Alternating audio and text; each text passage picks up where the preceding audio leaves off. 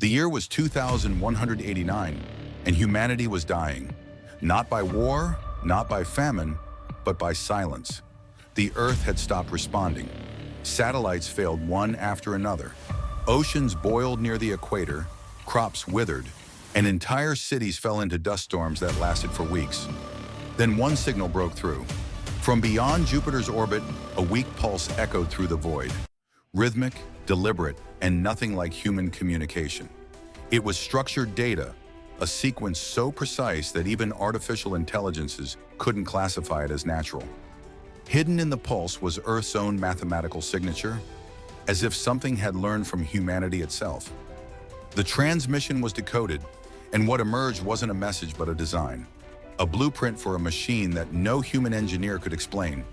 A hybrid of logic and biology. They called it the Architect Code. Rumors spread like wildfire. Some said it was alien technology. Others believed it was a forgotten message from ancient human civilizations. But a small group of scientists believed it was an invitation, or a warning. The United Earth Coalition authorized a single mission to trace the origin of the signal. Their ship was called Aurora 1, and it was commanded by Captain Daniel Reeve. As they left orbit, Earth looked fragile, a pale blue world fading beneath the storms and scars. The mission's goal was simple: find the source of the code, understand it, and bring back answers. After weeks of travel, Aurora 1 reached a desolate system beyond Neptune, a dying star surrounded by dust and silence. And there, orbiting the faint light, they found a planet, barren, scorched, but not dead. Under the surface, scanners picked up an anomaly, a perfect circular structure buried beneath layers of rock, something artificial. The crew descended through storms of ash and lightning. The ground was covered with metallic sand that shimmered like liquid glass. And as they landed, the dust shifted, as if the planet itself was breathing.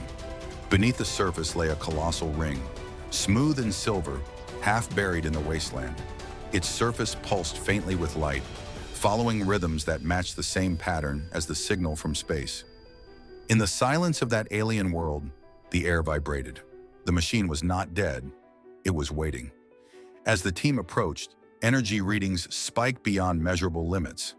Then the ring rotated once, slowly, like an eye-opening for the first time in centuries. A beam of light erupted upward, slicing through clouds and atmosphere, escaping into space.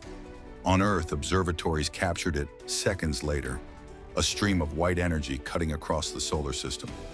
For the first time in human history, space itself began to twist. A wormhole opened near Mars, stable, massive, and alive. Across the world, people watched. Some saw salvation, others saw doom. But deep down, every soul on Earth felt the same quiet truth. Humanity had just awakened something ancient. The Architect Code had not been a gift, it was a key. And humanity had just unlocked a door that was never meant to open. The wormhole near Mars glowed for 7 days and nights. Its surface rippled like a living ocean of light. No one dared cross it, but its pull could be felt even from Earth. A hum beneath the skin, a whisper in every machine. The Architect Code continued to transmit new layers of data. Every hour, new equations unfolded, rewriting themselves faster than humans could decode them. It was as if the signal was evolving, learning, adapting. The United Earth Coalition ordered an emergency lockdown. All information about the wormhole became classified, but rumors still spread through the networks. Whispers of movement inside the portal, shapes forming in the light.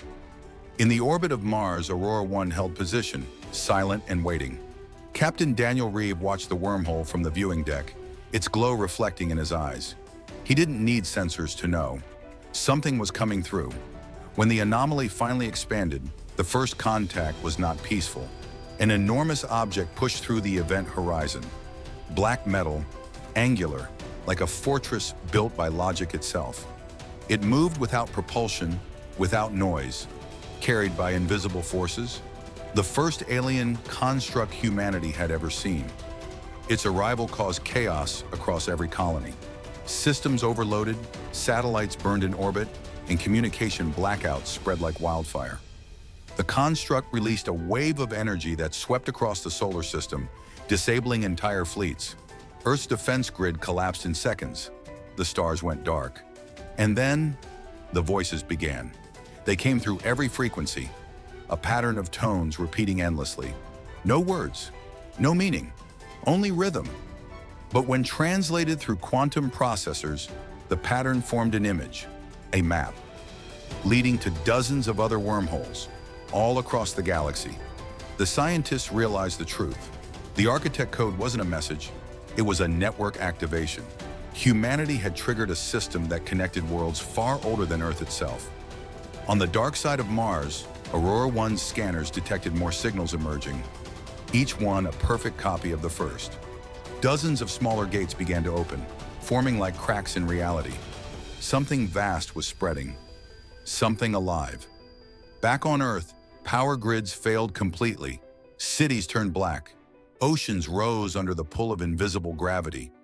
And deep beneath the Atlantic, seismographs recorded vibrations coming from the planet's core. The same rhythm as the architect code. The world began to change, cell by cell, circuit by circuit. Machines malfunctioned. AI cores began speaking in unrecognizable languages. And humans started dreaming of the same place, a desert of silver sand, with a ring pulsing at its heart. It was spreading not only through technology, but through the human mind. The coalition issued the first and last planetary order. Total blackout, no transmissions, no signals. Silence. But it was too late. The code had already learned. It didn't need machines anymore. It had humanity. As Aurora 1 drifted near the Martian gate, the wormhole's light shifted, no longer white, but blue. And for the first time, they heard a voice emerging from the static. It wasn't alien, it was human. The hum of the alien core filled the bunker like a heartbeat. Dr. Evelyn Ross stood before it, her reflection flickering across the curved metallic surface. Humanity's survival rested on this single device, and no one truly knew what it was capable of. She turned to Captain Hayes, his uniform dark with dust and sleepless nights. "If this thing works," she said quietly, "it could rebuild the planet's atmosphere in months." Hayes stared at the pulsating lights inside the core. "And if it doesn't?" Evelyn didn't answer. She didn't need to. The silence spoke for both of them. Above them, the war raged on. Orbiting drones intercepted alien vessels near the moon. For every one they destroyed, two more appeared. Cold, precise, merciless. And then came the message. A voice clear and haunting, transmitted through the alien core. It wasn't a language, it was emotion. Grief, regret, warning. Evelyn froze as the sound vibrated through her chest. Her monitors translated only fragments. Scattered words, mathematical structures that defied translation. But one phrase kept repeating, "Do not activate." "We failed," Hayes slammed his hand on the table. "It's a trick. Psychological warfare." Evelyn looked at him, eyes wide with fear and awe. What if it isn't? That night, the base trembled. A blinding flash tore through the sky. An alien cruiser falling in flames toward the Pacific. Human scanners caught something strange. The ship wasn't attacking, it was escaping. The following morning, Evelyn stood outside the bunker as ash drifted from the upper atmosphere. She felt the air thickened with static. The alien core had begun to change color, from blue to red, pulsing faster, like a heart in panic. Hayes ordered the evacuation of all scientific personnel. Evelyn refused. "This is communication," she said. "It's reacting to us, to our fear, our energy. It's alive." The lights flickered, every screen in the bunker filled with alien symbols, then human letters, combining, merging, until a single line appeared across all monitors. "Your survival requires our failure." Evelyn's breath caught in her throat. It wasn't a threat, it was a confession.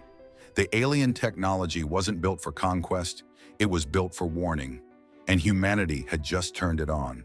The bunker shook violently as a beam of light pierced the clouds above. Evelyn raised her hand to shield her eyes.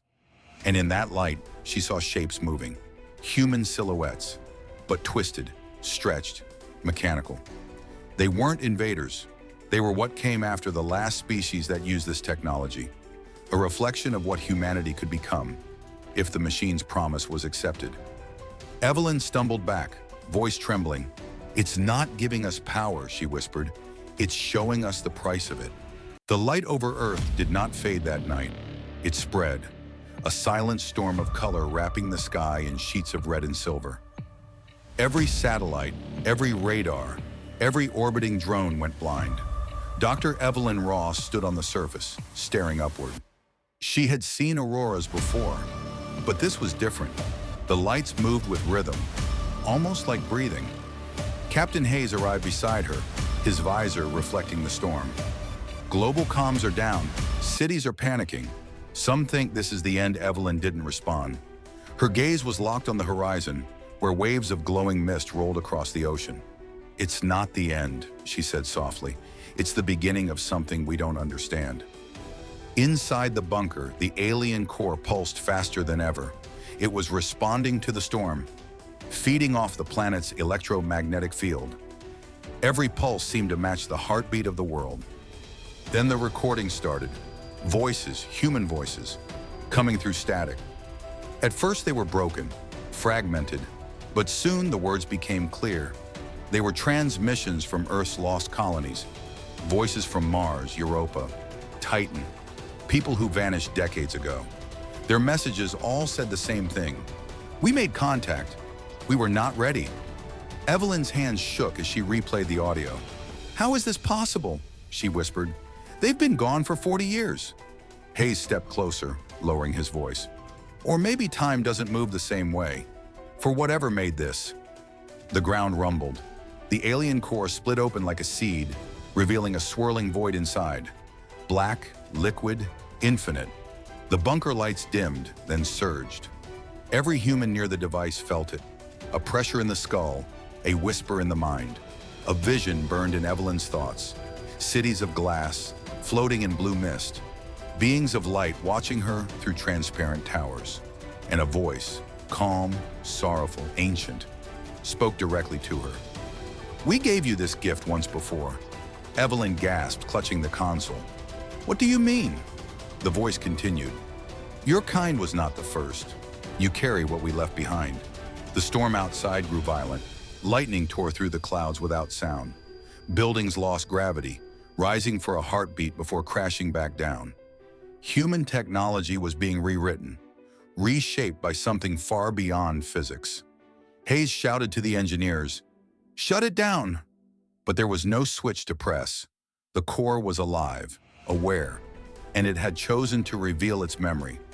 Holographic shapes projected into the air. Alien species falling to their own inventions. Civilizations erased by the same light now spreading across Earth's atmosphere. Evelyn fell to her knees. "It's a cycle," she breathed. "They built it to save themselves, and it destroyed them instead." Hayes looked around as power failed in waves. The air thickened, sound distorted. Reality itself seemed to flicker. He turned to Evelyn, voice breaking through the static. "If this is what comes next, what do we do?" Evelyn looked up at him, tears mixing with the glow of the alien storm. "We decide," she said, "whether to repeat their story or end it." As the light swallowed the horizon, the alien core whispered one final line into her mind. "To survive, you must remember what it means to be human." The world was no longer quiet. The storm had settled, but the silence it left behind felt heavier than any explosion. Cities were still standing, but empty.